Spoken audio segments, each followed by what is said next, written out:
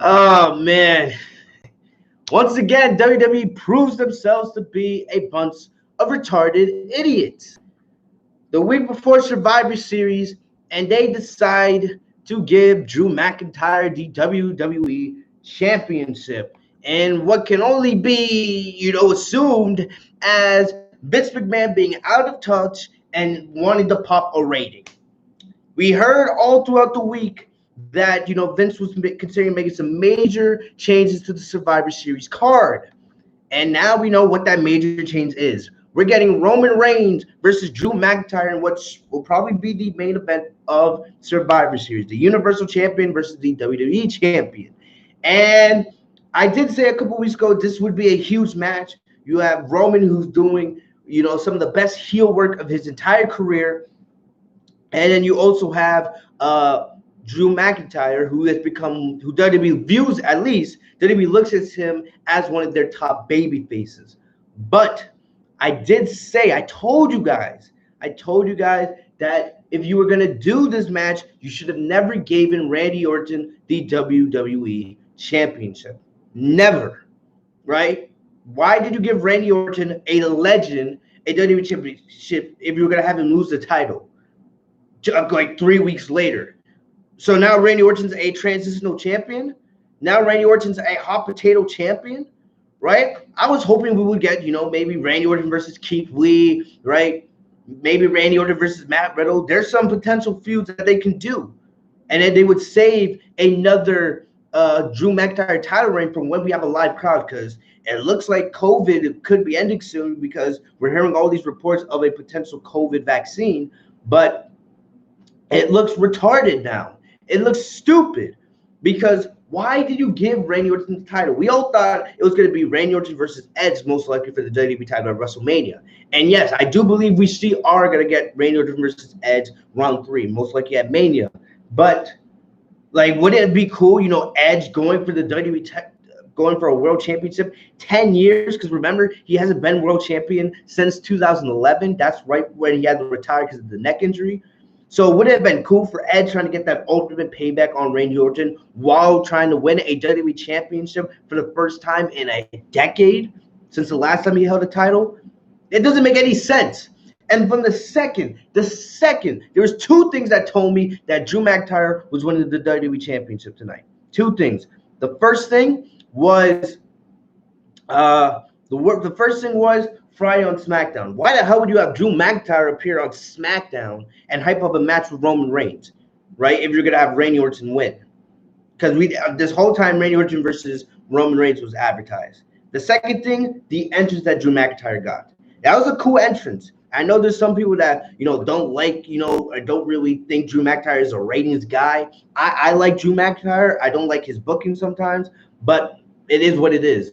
But the thing about it is that entrance he had tonight with, the sword of his ancestors sticking it into the ground, and then the pyro, and then he had I don't know, the skirt, whatever you want to call it. I liked it.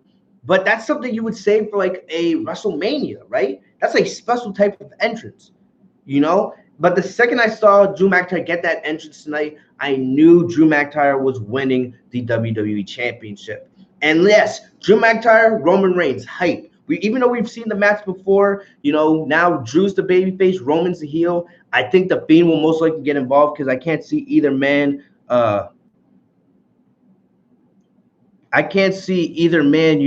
Losing right now. But it is what it is at this point. It just makes Randy Orton look like an idiot. Really. It does, because they'll most likely just do a Randy Orton and the Fiend.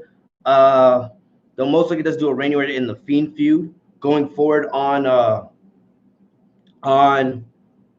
Raw. And Drew will probably feud with Sheamus. It looks like that's what they're setting up, because Sheamus is a heel. The last couple of weeks they've had Sheamus act like a babyface in these encounters with Drew.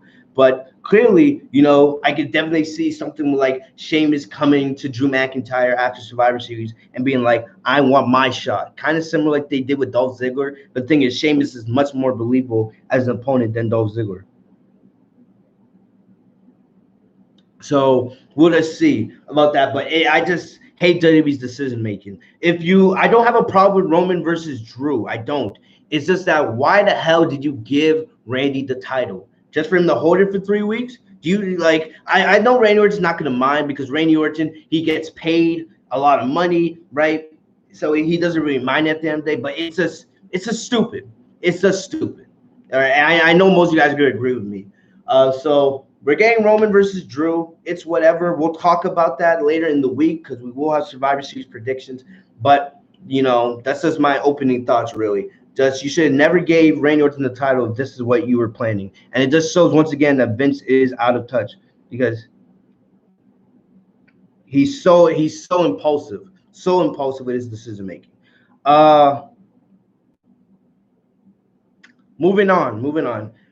Monday Night Raw tonight was bad. It was not a good show. Not a good show. There was only one good thing on this show tonight. I didn't really watch the Randy Orton and Drew McIntyre match. I was more paying attention to Monday Night Football, right? I bet it's becoming a common theme with the reviews these days. But the only thing I really liked on this show was the interaction between Alexa Bliss and The Fiend. I love what they're doing. And if you guys follow me on Twitter, I don't know. If you guys aren't following me on Twitter, I don't know why. But I'll say this, and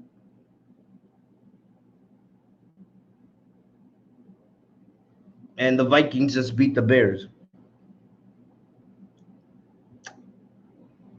But anyway,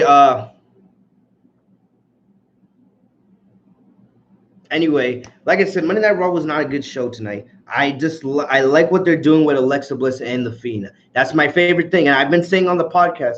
If you guys follow me on Twitter, I know I'm repeating myself a little bit, but how do I say this? You guys, for people that have been watching the podcast for a long time, you guys know I've been very hard on Roman Reigns and Alexa Bliss. I feel like they've been overpushed. I was never a big fan of their characters, but WWE right now, they are making me, I can't believe these words are coming out of my mouth. They are making me a fan of Roman Reigns and Alexa Bliss. I am loving what I'm seeing from both superstars right now. Both of them are doing the best work of their career character-wise. Roman Reigns with this new heel tribal chief, thing, loving it. And Alexa Bliss, first off, I want to say congratulations to Alexa Bliss. She just got engaged this weekend, right, to her boyfriend. I forget the name of the guy, but congrats to her. But this Harley Quinn, gimmicks she's doing with The Fiend, it's great. She got new theme music tonight. Her mannerisms, the way she goes about it, her relationship with The Fiend, I love it. And I cannot wait to see how it develops more. It's the only real thing I like with Monday Night Raw right now. Everything else is trash. Everything else is trash. All right? So other than that, like I said, Monday Night Raw is garbage. I know that was a little bit of a long intro to open up the podcast, but those are the only two things that come to my mind as we talk about the podcast tonight. There's nothing else to talk about. Nothing else to talk about. All right? But we do have Survivor Series this weekend, which is supposed to be, in theory, one of the big 5 pay-per-views. But, you guys have heard me say I'm not a fan of Survivor Series this year. There's really nothing outside of Sasha Banks and Asuka and the Street Profits versus the New Day. I'm not invested with anything for Survivor Series. Really. The stakes aren't there. It doesn't feel like Survivor Series. There's really nothing on the line. They're marketing it as the best, but still, that's not enough to sell me on a pay-per-view. Sure, the matches will be fine, but, I'm just like, I'm not really into it. I'm not into it, but either way, I'm going to be covering it here on the podcast like always. I'm too lazy to put up my layout. I said this last week. If Monday Night Raw wants to keep giving us horrific shows each week, I'm not going to put in the effort and set up, my layout and everything and give you guys that crystal clean presentation because I don't care. Monday Night Raw is garbage. Monday Night Raw is garbage, but we got to cover it, right? We'll have SmackDown later on in the week. We'll have Survivor Series predictions. I'm aiming towards most likely Friday because, this week, the middle part of the week, I'm going to be very busy. I got a bunch of Dragon Ball videos coming out, Dragon Ball Z Kakarot, Dragon Ball Super manga, My Hero Academia, all that. So I'm going to be pushing out. That's going to be for most of this week. And then the weekend's going to be mainly all WWE. So Survivor Series predictions on Friday afternoon. So we'll be streaming there. Saturday, most likely your SmackDown review, and then Sunday night Survivor Series review and a Survivor Series live reaction stream. All right, so make sure you guys join me for all of that. It's going to be a big weekend, a long weekend on the podcast. Tons of content coming out. All right. And Edward says SmackDown didn't show up tonight. I don't think we're seeing any invasion angles. I think just because of COVID, we may see something on Friday, but I wouldn't be surprised if we don't. All right, I would not be surprised if we don't see anything like that. All right.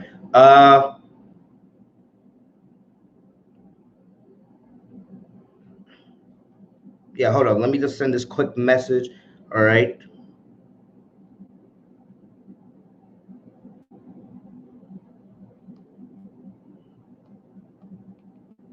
Anyway, let's get into it, guys. All right. Anyway, I forgot to do the intro. Yo, what's going on, everybody? It is your boy Fitzmonk TV here, aka G133. Welcome back to the Legit Shoot podcast. Thank you guys for joining me. For new subscribers, make sure you guys are subscribed to the channel. Thank you guys for joining us. For the old subscribers that are here every single week, you guys are awesome. You guys know who you are, all right? I'm not going to waste any more time. I spent most of my time just, going through the intro. But either way, let's get into it tonight. Let's get into it. Like I said, this show was not good. There was not much that happened on this show tonight, people. There was not much that happened at all. So this might be one of the shortest Raw reviews. All right. And if the review is short, so be it. But I do have something I want to talk about at the end of the review if we get there. All right. But anyway, so the show started off with Drew McIntyre, right? Drew McIntyre came out and he wanted to address what's to come. He called out Roman Reigns for putting himself on a pedestal over everyone else, right? He talked about, how his long rivalry with Randy Orton and how tonight was the night it was all going to end and how he was going to win the WWE Championship tonight and how he was going to walk in the Survivor Series and then beat Roman Reigns. I don't see Roman Reigns or Drew McIntyre losing at Survivor Series, but we'll talk about that a little bit more on the Survivor Series predictions later this week. So make sure you guys subscribe for that. But, it's just the same generic Monday Night Raw opening we've been seeing now for years, right? Nothing special. Drew McIntyre cutting a promo, whatever. And, basically Randy Orton appeared on the Titantron and he talked about how he got, fined, even though we know he didn't get fined. It was just for storyline purposes. But he said that he got fined by WWE for touching Adam Pearce last week. And, even though he got suspended hours before his WWE Championship match, he was not going to let that affect him. He said that he was too good to lose or to be fazed by any suspension that he faced. Like I said, Drew McIntyre and Randy Orton, especially Randy Orton, they're really good at cutting promos. But I've been saying this for weeks. I don't care. This feud has been going on for 4 months. It started in July, right after Extreme Rules, and now it's been going on all the way through now Survivor Series. And guys, I would not be surprised if they do a TLC match between Orton and McIntyre at TLC. I would not be surprised. I wouldn't push it past how dumb Vince McMahon truly is. I would not push it past him. All right? But either way, The Miz came out. I don't care about any of this. It's just the same old formula every single week. Every week it's the same shit. But McIntyre made a promise that he was going to win the WWE title. The Miz and John Morrison come out, and they explained that they would make an impact regardless of who won in the main event, right? So they were teasing that the Miz would cash in, but I knew the Miz wasn't going to cash in. They're not going to do the Miz versus Roman Reigns. Who the fuck would watch that? I would actually turn off, the network early and start my Survivor Series podcast early if they tried to do that match. I'm glad they didn't, but you guys get my point, right? You guys get my point. But either way, the Miz and Morrison, they kept teasing that they were going to cash in. No. All right. So then they called Bray Wyatt afraid of them and a crazy idiot. And they said that they would hold control over the WWE title no matter anything or no matter who got involved. No matter if it was Randy Orton, Drew McIntyre, Roman Reigns, or The Fiend. They did not care, all right? Man, the show is bad. This show is bad. Oh man, it's hurting my head reviewing this because it's like the same segment every single week. Last week, The Miz comes out, right? The week before that, Randy Orton comes out. The week before that is Drew McIntyre, and it's just a rinse and repeat formula each and every single week with these guys. Nothing interesting, nothing to get you invested to start the show, nothing to keep you watching for the duration of the 3 hours. So bad, so bad. All right, but that was it. That was it. Nothing happened here. Nothing happened. Next up, Asuka, Mandy Rose, and Dana Brooke versus Shayna Baszler, Nia Jackson, Lana, and six-woman tag team action. All six of these females do have matches at Survivor Series.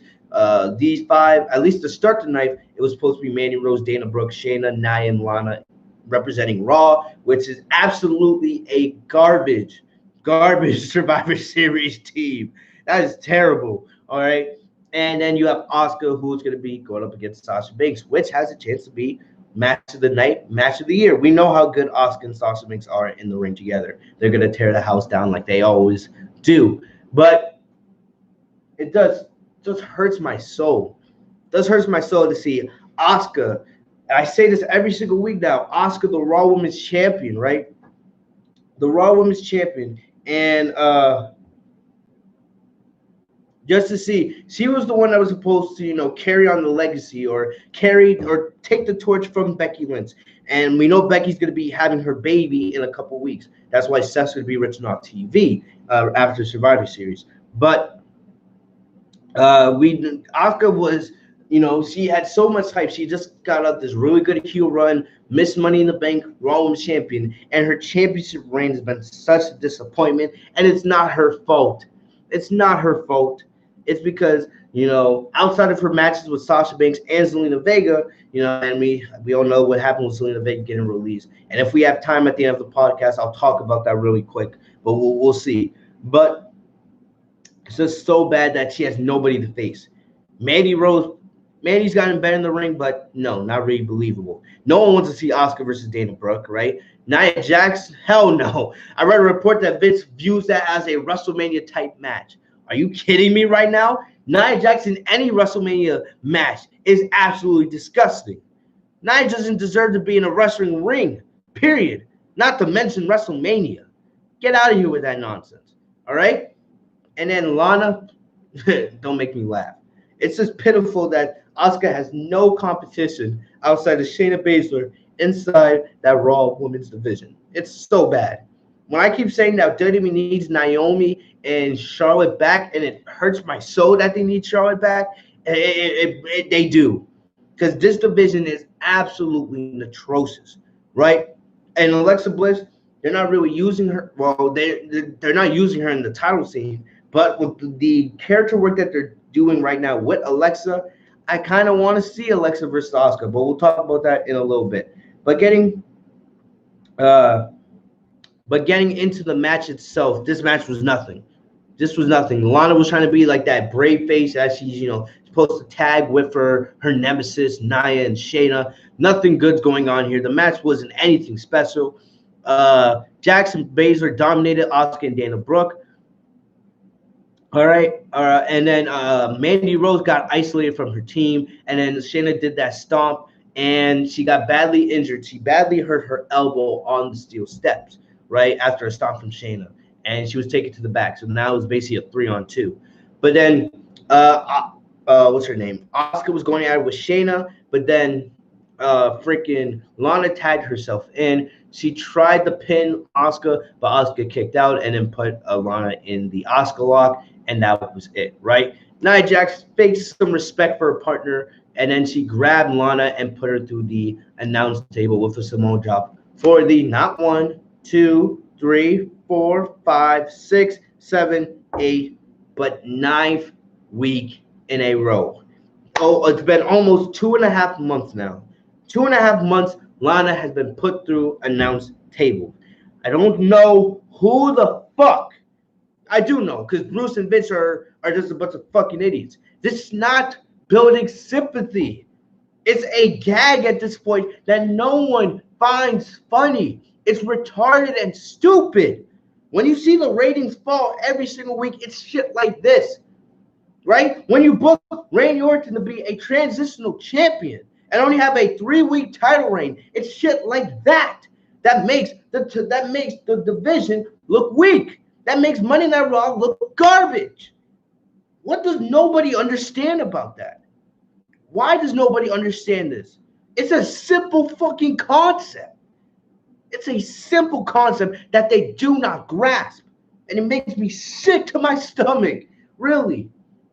All right, you're not getting Lana over. You're not. Lana's not good in the ring. She's not that good as a character. Right? Have her actually get inside a wrestling ring. Right?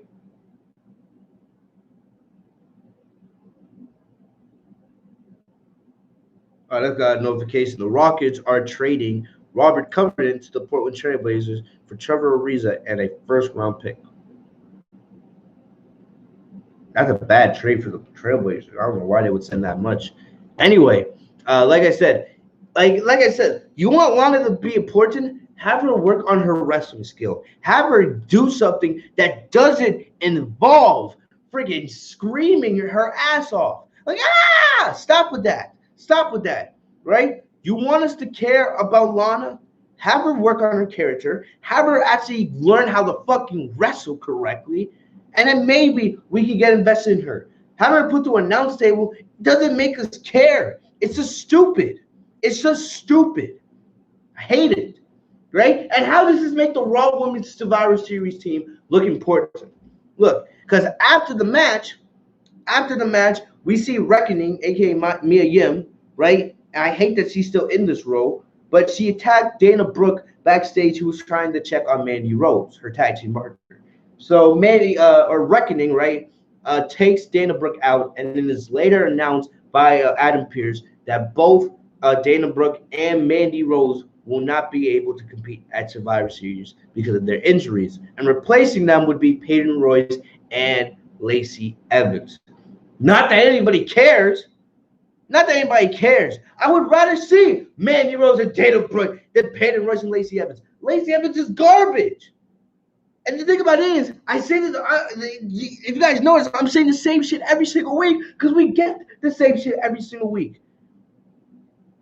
Dana Brooke, Mandy Rose, right? They're not that good, but they're all right. Mandy Rose is all right, right?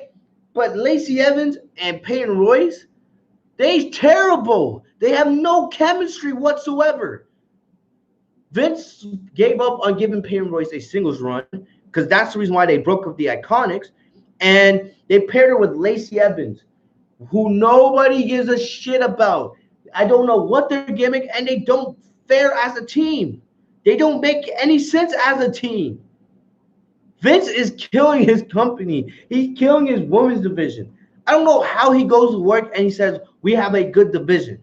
They have a potential to have a decent division if put correctly, right? If Asuka actually had opponents, if Alexa Bliss was actually being built up, if freaking Naomi was on television, if Mia Yim wasn't in a terrible, role with Retribution and was actually able to be the Mia Yim from NXT, you would actually have a chance to have a decent competitive division.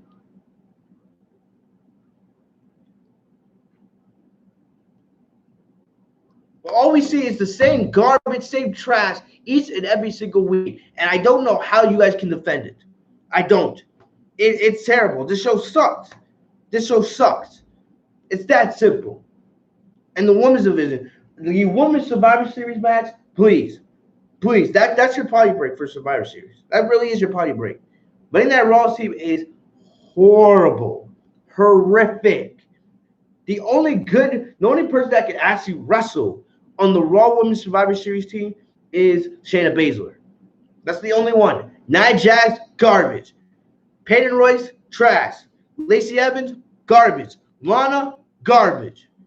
SmackDown Survivor Series team should wipe the floor with those clowns. Bianca Belair can wrestle. Liv Morgan can wrestle. Ruby Riott can wrestle.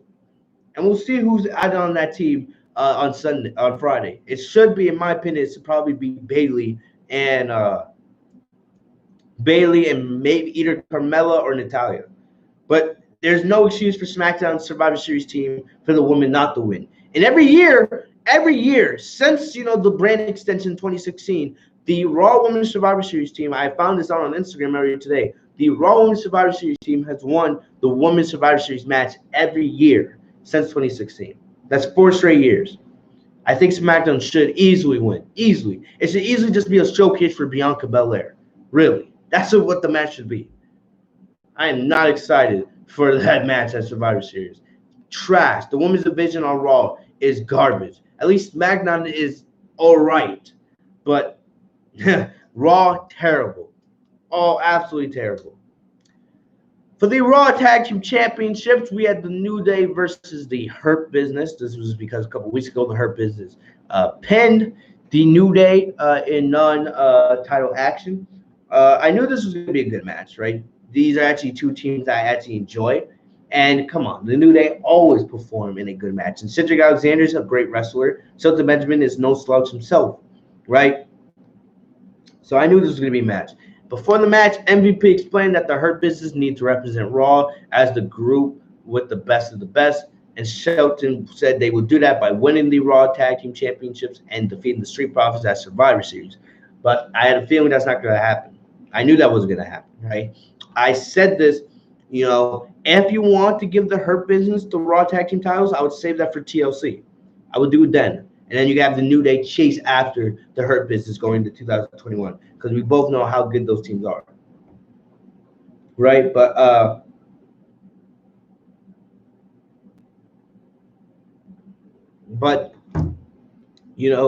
reason why I knew that the Hurt Business wasn't winning is the New Day versus the Street Profits. That's a dream match for some. And like I said, I think they have if they give them the time, right? If they give them the time. You saw, for those of you guys that watched AEW, I forgot what their pay-per-view was a couple weeks ago. I think it was All Out. I don't remember what the name of the pay-per-view was. But if you just watched AEW's last pay-per-view, you guys saw the Young Bucks versus FTR, right? We all saw how great a match that was. Probably the best tag team match of the year.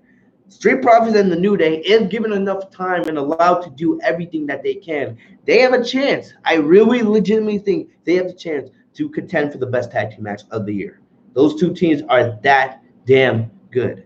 Give them the time, and like I said, either Sasha Banks and Asuka or the New Day versus Street Profits, one of those two matches will be the match of the night coming out of Survivor Series. I guarantee it. I guarantee it, right? But like I said, I don't see this feud between the Hurt Business and the New Day ending, especially when the Raw tag there is no Raw tag team division really outside those two teams. So this is probably going to continue going into TLC. But this was a really good match, right? They talked about how Lashley would take out Sami Zayn, and Kofi Kingston and Woods came out and said that they would retain their titles. Nothing special here. But getting to the match, right? They dominated Kofi. There was a really good Famouser powerbomb combination from Benjamin and Alexander. But then we saw Kofi fought out of it with a top tilt a world DDT. Then he got the hot tag to Woods. Woods did his usual stuff and got the momentum. And then he did a missile drop kick on Cedric Alexander that nearly took the win. And then Shelton was able to tag himself back in, and then so did Kofi. But Shelton did a really good-looking angle slam and brainbuster, right? But Kofi continued to kick out. Then Kofi was able to tag in Xavier Woods, and they did the Daybreak finisher combo to get the win on Cedric Alexander. So this was a really good match. Really good. I knew it was going to be a good match. But like I said, I just didn't see the Hurt Business winning the titles here. They might save that for TLC, but this feud's probably not over yet, right? Especially when they have no teams on their roster, right? There's no teams right now on Raw. So not bad. One of the only good things on this show. Next up, we had Team Raw versus Retribution. So as a little bit of a warm-up match, right? AJ Styles thought it would be good to get his team in action. He's still calling himself the leader of the Monday Night Raw team, even though nobody in his team agrees so. And we know the story has been, them trying to get on the same page these last couple of weeks, but it failing to every single degree. All right. So basically, with the match,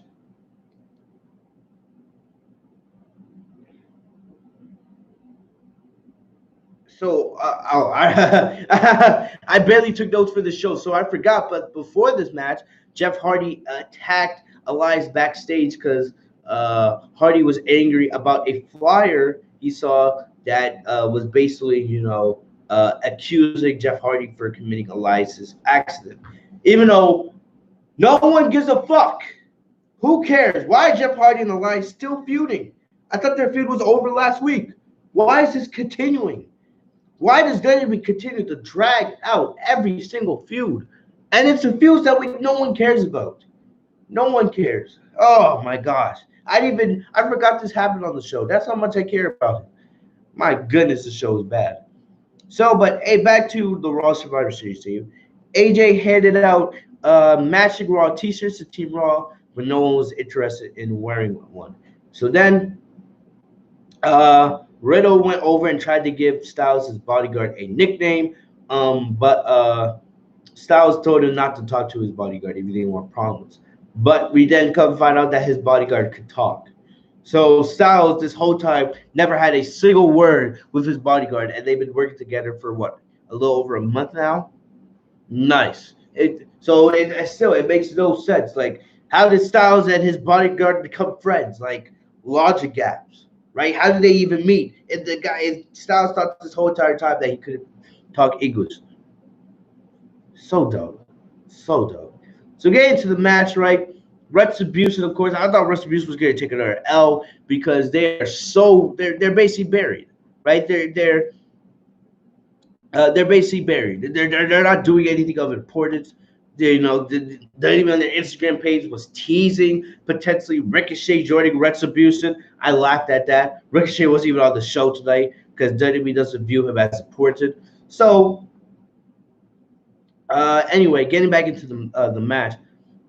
So Retribution comes out, nothing special here. They cut their little backstage promo how they would shut Raw down, right? Because the team's just full of selfish and egoism and all this other crap, whatever. So Styles started on commentary, but he had to go beat Braun Strowman and Sheamus because the two have been arguing. I don't know if you guys know this, but Braun Strowman's a babyface now. WWE secretly turned Braun Strowman babyface. So there's another logic gap. Why the hell is Braun Strowman babyface again? I don't know, right? Not that I care, but that's just the rumor coming out of Monday Night Raw this week. And then basically Retribution isolated Riddle for the first part of the match. T-Bar, Mace, Slapjack were all taking turns getting offense in. Hate those names so bad.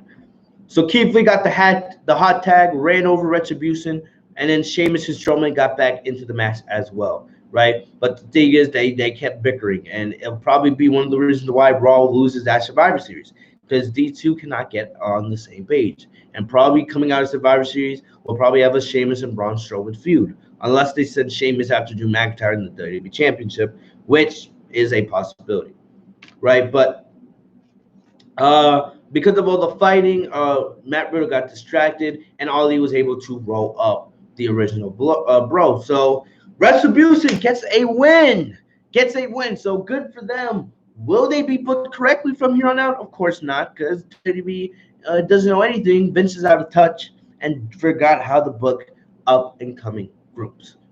All right, Retribution gets a win here, but still, my faith for their future is very, very low still. Moving on. And probably my favorite part of the show, we had Bray Wyatt versus The Miz. All right, I just want to say, I don't want to scare you guys. But my favorite part of the match of the segment was not the match itself. No one gives a shit about Bray Wyatt versus The Miz. We saw this match at TLC last year, if you guys remember, when Miz was going through another one of his horrific babyface runs. But, this match was nothing special, right? Like Bray Wyatt, he needs to be there with the right opponent to have a good match, and The Miz is as generic and vanilla as they come. Who gives a shit? Who honestly gives a shit about The Miz, guys? Honestly. Oh my gosh. Wow. Drew Holiday is going to the Bucks. Wow. Drew Holiday is going to the Bucks for Eric Bledsoe and George Hill. Wow. Wow. Let me text that real quick. Hey, you guys know I'm a huge basketball fan. But hey, anything is better than Monday Night Raw, right?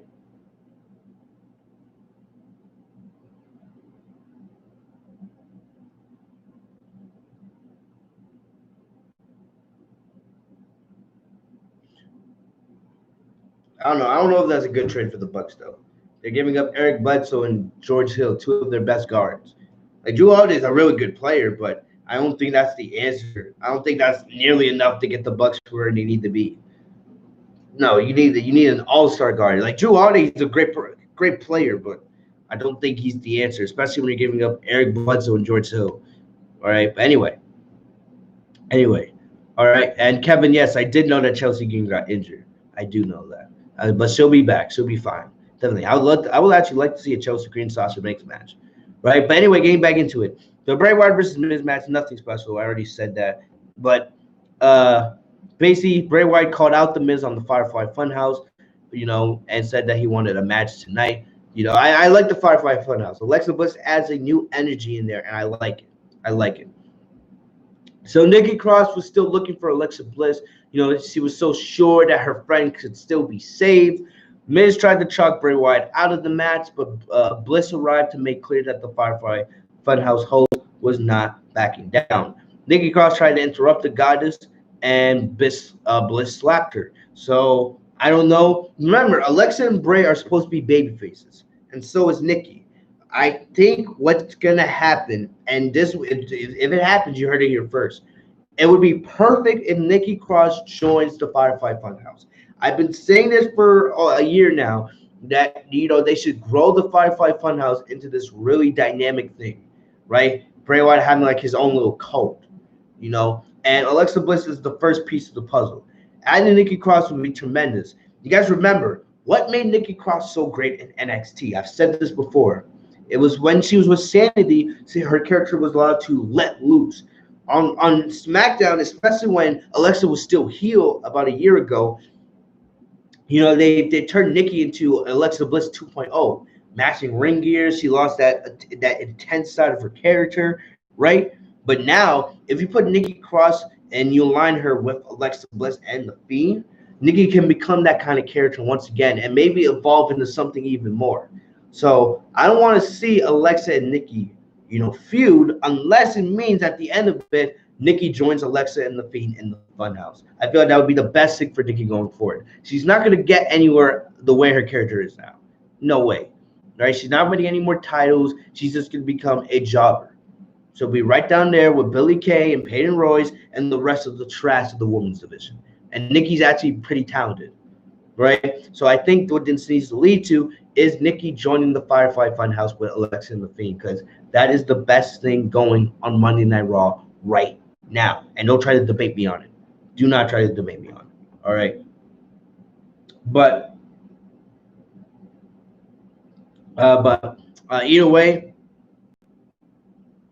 excuse me, getting back into the match, after Alexa, attacked Nikki, the Fiend came out, and then Alexa got right back to normal, right? Her and the Fiend are, they're walking down hand by hand to the ring. I love the interaction. I love Alexa's new theme song, and it's great. The interaction is really good. I really think, they should start building up Alexa for a potential feud with Asuka. I would love to see, Alexa getting into that wacky character, trying to get into Asuka's head, right? And then Asuka doing everything in her power to fight it off, because Asuka needs a feud badly. She needs a feud badly. It's a shame what they're doing with Asuka's title reign. I've already said that. So getting into the match was nothing special, but the thing about it is, John Morrison, anytime he tried to interfere, Alexa Bliss would be there to get in his path, right? And this was great. There was a part of the match where basically Morrison attacked the Fiend, and the Fiend got angry, or not the Fiend, it's Bray Wyatt. But you guys get the point. Morrison attacked Bray Wyatt, but then Alexa coming to, defend her friend, right? She jumps over the freaking steel steps, and jumps on top of Morrison, and the two go over the barricade into where the virtual screens of the Thunderdome were. Really like that spot. I love how Alexa's embracing that crazy side of her character. Love it, right? And then Wiz, or not Wiz, Wyatt caught Miz in the corner, hit Sister Abigail for the win, right? They held hands. Wyatt and Bliss held hands as they went up the ramp. I liked how Bliss was walking on the barricade, trying not to fall. I'm loving this side of Alexa Bliss and Fiend's character. I'm loving it. It's the only good thing on Raw right now. Hopefully WWE does not fuck it up, really, because it's one of the only good things. It's the only good thing on the show, to be honest.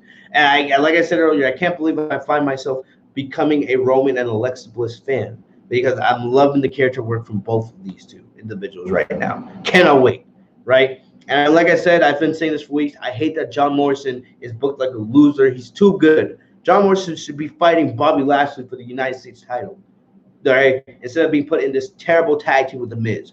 The Miz is terrible, and you're just wasting John Morrison away.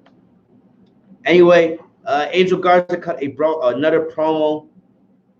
Talk about protecting the beautiful women of the world, right? Who cares? Who cares of what they're doing with Angel Garza? And Asuka promised that she would defeat Sasha Banks at Survivor Series. I don't see Asuka winning. I think Sasha's winning at Survivor Series, but we'll deal with that later this week, right? Like I said, the match wasn't good, but the story with The Fiend and Alexa was great. Moving on. Before the WWE Championship match, Sheamus gave Drew McIntyre a kilt and a sword to help him remember his Scottish roots, right? And like I said this after opening the pod. The second that I saw this, man, I was like, Drew McIntyre is definitely winning back the WWE Championship tonight. He's definitely winning it. Why would you go through all this trouble, have him cut that promo, at the beginning of the show, have him go into SmackDown to confront Roman Reigns a week before Survivor Series, and then tonight giving him this sword and this kilt to remember his roots if he wasn't going to lose the title, if he wasn't going to win back the title tonight. And I hate it. I hate how they made Randy Orton look like a transitional champion. It's not good at all. So either way, maybe this will lead, because they're doing these interactions with Sheamus and McIntyre each week. This could potentially lead to a Sheamus and McIntyre feud, maybe at TLC, maybe into the Royal Rumble, because now I don't really see McIntyre losing that WWE Championship till WrestleMania, right? And I feel like it should be to Keith Lee. That's my personal opinion. I think it should be Keith Lee versus McIntyre at Mania, but still, whatever. But either way, they showed a beautiful video package before the match. Not that I cared, right? I said on multiple occasions, I don't care about this. I don't care about McIntyre versus Orton because we've already seen it. But I'm not gonna lie, the video package they showed at the beginning of before the match was great. It went through McIntyre and Orton's history from the start of their careers to the middle to the end, and the music and everything was great. If there's one thing WWE is good at, it's not storytelling, it's video packages. All right, they have the best video team in the business. Their video packages are always good. I just wish that the shows were actually good to add another layer to those video packages when we see them. But getting into the match itself, Drew had a long entrance, very long entrance, right? He came out with wearing the kilt and a sword, and he spiked the sword into the Thunderdome stage, setting off some beautiful pyro. And like I said, I knew he was going to win the match. Just because of this, Orton came out, and he tried to walk out on this match early after McIntyre clearly had him off balance. But Adam Pearce announced that this match would have a winner, so there would be no countouts and disqualifications. You can only win by pinfall or submission. But this was actually really good for a TV championship match. It's just that I hate that they didn't do this sooner. Why didn't we get this type of match at SummerSlam or Backlash or not Backlash or Payback or whatever? They've been fighting all summer. I forget all the pay-per-views they fought at. Right? This was a great match. It's just I didn't really care about it because I'm so sick and tired of seeing these two go at it. Either way, Orton shifted his focus and took advantage, grabbed all types of weapons, steel chairs, steel steps. He wore down the psychopath, then blasted him onto the announce table. But McIntyre continued the fight out of it. The two battled back into the ring. McIntyre tried to go for a backslide, but then Orton kicked out, then hit a future shock DDT. Then McIntyre knocked Orton off the apron to a table, and then Orton countered a Claymore attempt with a beautiful power slam. Orton probably has the best power slam in the business, right? Then he hit his normal DDT, and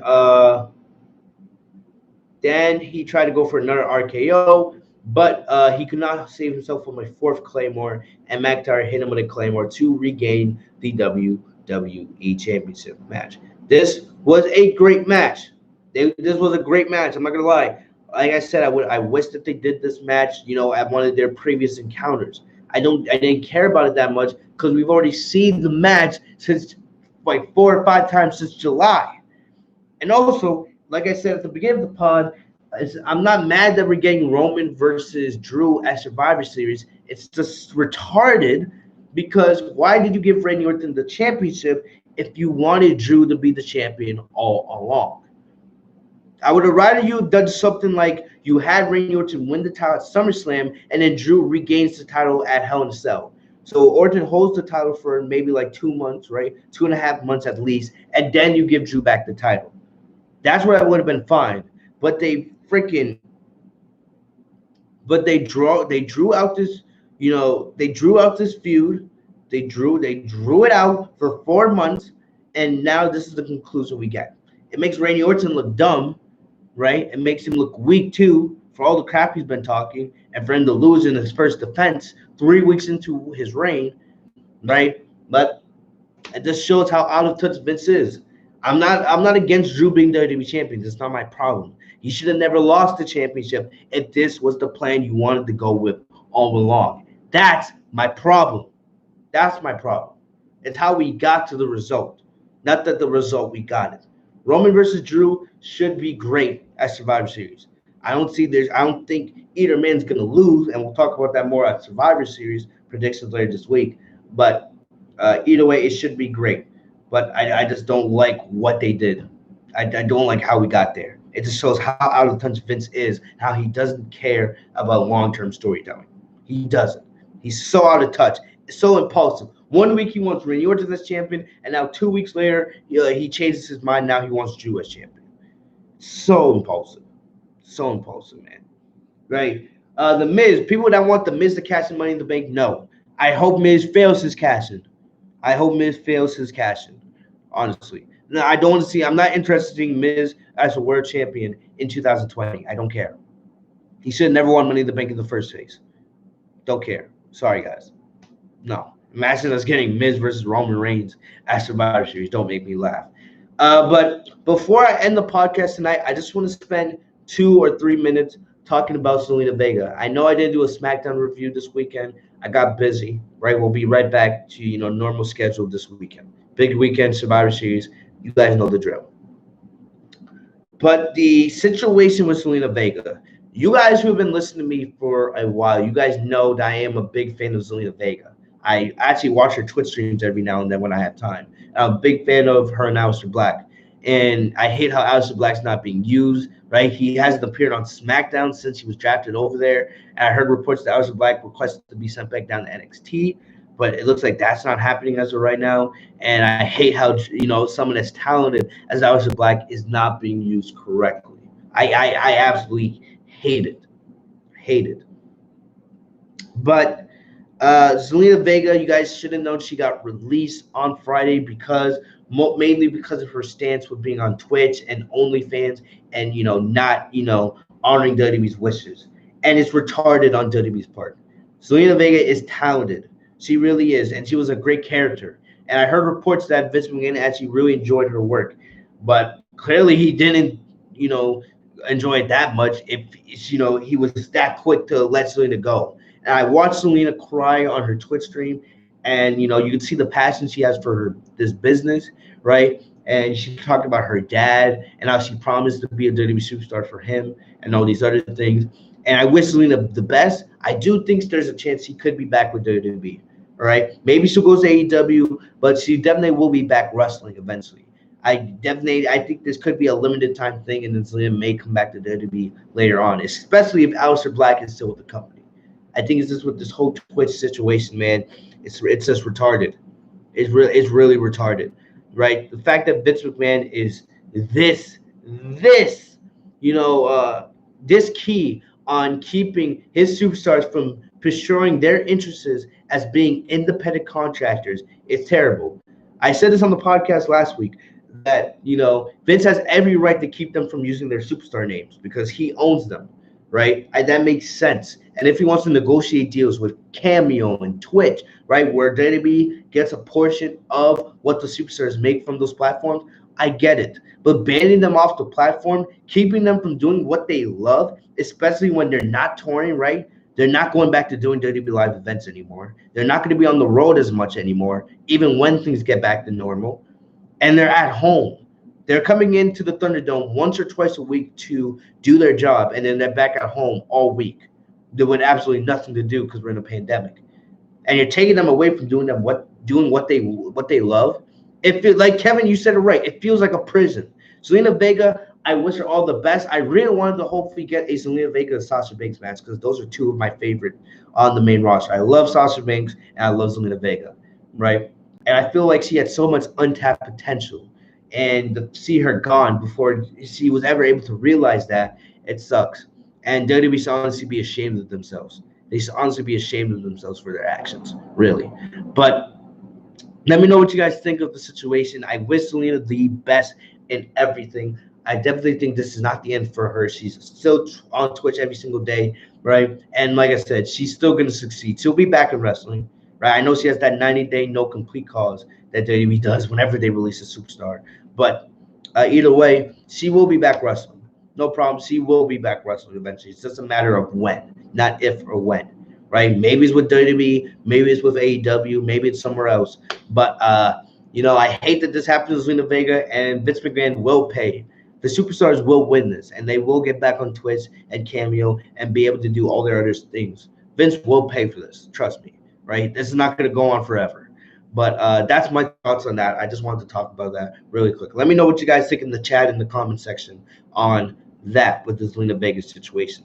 But other than that, guys, that's all I got for you guys today. Thank you guys so very much for joining me here on the Legit Soup Podcast. Remember, it's going to be a huge week on the podcast, so make sure you guys subscribe and you have the bell enabled for all notifications, right? Survivor Series preview and predictions this weekend, Friday most likely. Also, SmackDown most likely on Saturday, and Survivor Series watch along and Survivor Series review right after the show goes off the air on Sunday night. So it's going to be a huge weekend. Leave a like on the video so we can continue to educate more casuals in the community. Follow me on social media. Thank you to everyone who live tweeted with me as always, right? I'll see you guys later. Stay safe and healthy, y'all. Peace.